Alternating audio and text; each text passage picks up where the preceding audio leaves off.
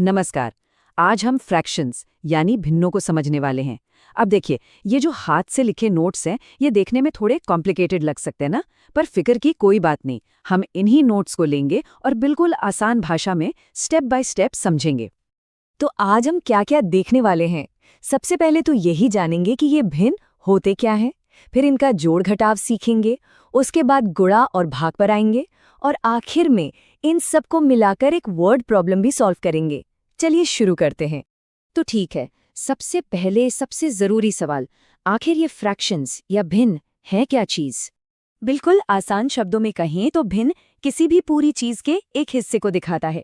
इसे लिखने का तरीका होता है अंश बटा हर। अंश यानी ऊपर वाला नंबर बताता है कि हमारे पास कितने हिस्से हैं, और हर यानी नीचे वाला नंबर बताता है कि उस पूरी चीज के कुल कितने हिस्से किए गए थे। अच्छा, अब इन नोट्स को देखें तो पता चलता है कि भिन्न भी 3 तरह के होते हैं। प्रॉपर यानी समभिन्न, इम्प्रॉपर यानी विषम भिन्न और मिक्स्ड यानी कि मिश्रित भिन्न। और जैसा हम देख सकते हैं, तीनों के उदाहरण भी दिए हुए हैं। तो फिर प्रॉपर और इम्प्रॉपर फ्रैक्शन में फर्क क्या होता है? देखिए, बहुत सिंपल है।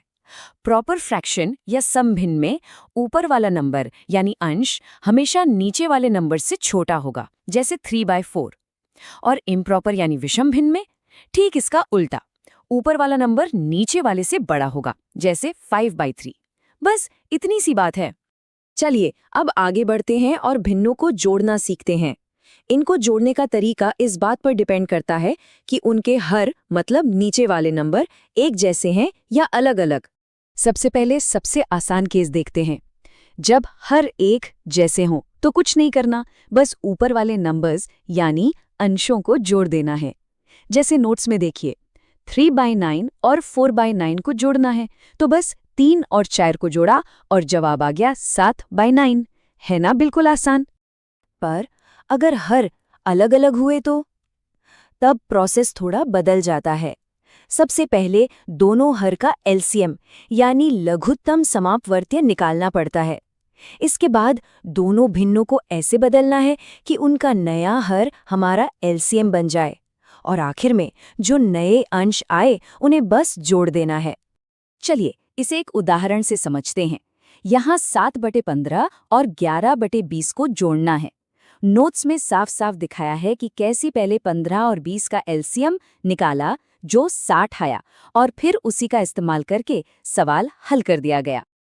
अब आते हैं भिन्नों के घटाव पर, और अच्छी बात यह है कि अगर जोड़ना आ गया तो घटाना भी आ गया, क्योंकि नियम बिल्कुल वही है। बिल्कुल जोड़ने की तरह ही अगर हर एक जैसे हैं तो बस अंशों को घटा दीजिए। जैसे इस उदाहरण में 9/5 में से 4/5 घटाना है, तो 9 में से 4 गए, बचा 5। जवाब हुआ 5/5, जो कि 1 होता है। और जब हर अलग हो तो? जी हाँ, बिल्कुल सही सोचा, वही एलसीएम वाला तरीका अपनाना है। यहाँ 5/6 में से 7/16 को घटाने के लिए भी पहले एलसीएम लिया गया और फिर घटाया गया। प्रोसेस बिल्कुल सेम है। बहुत अच्छे, जोड़ और घटाव तो हो गया। अब बारी है गुणा और भाग की। शुरुआत करते हैं गुणा से, जो कि काफी सीधा साधा है। भिन्नों का गुणा करना बहुत ही आसान है, सच में। बस ऊपर वाले नंबर्स को आपस में गुणा कर दो और नीचे वाले नंबर्स को आपस में। इसमें एलसीएम जैसा कोई झंझट ही नहीं है। और इस स्लाइड पर ये नियम साफ साफ दिख रहा है। नोट्स के इस उदाहरण में देखिए, 4 अलग अलग भिन्नों को गुणा किया जा रहा है। बस सारे अंशों को एक साथ और सारे हरों को एक साथ गुणा किया और जवाब आ गया। अच्छा, तो अगर गुणा इतना आसान है तो फिर भाग के साथ क्या करते हैं? यहाँ एक बड़ा मजेदार और जरूरी नियम आता है। इसे कहते हैं इन्वर्ट एंड मल्टीप्लाई, मतलब उल्टे और गुणा करें। करना क्या है, जिस भिन्न से भाग देना है बस उसे पलट दीजिए, ऊपर का नीचे, नीचे का ऊपर, और फिर भाग के निशान को गुणा में बदल दीजिए। बस, मतलब भाग का सवाल असल में तो गुणा का सवाल बन गया। इस उदाहरण को देखिए, सब साफ हो जाएगा।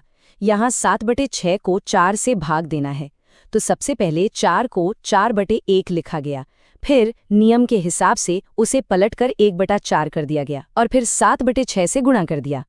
चलिए अब अपने आखिरी हिस्से पर चलते हैं। यहाँ हम जो कुछ भी अब तक सीखा है उसे इस्तेमाल करके एक असल जिंदगी से जुड़ा सवाल हल करेंगे। तो सवाल ये है, शबीना के पास 3 दर्जन चॉकलेट थीं। उसने 1/3 अपनी पड़ोसी को, 1/6 रेहाना को और 1/4 अपनी बहन को दे दी। तो सवाल है कि आखिर में उसके पास कितनी चॉकलेट बची? तो नोट्स में इसे कैसे हल किया गया है?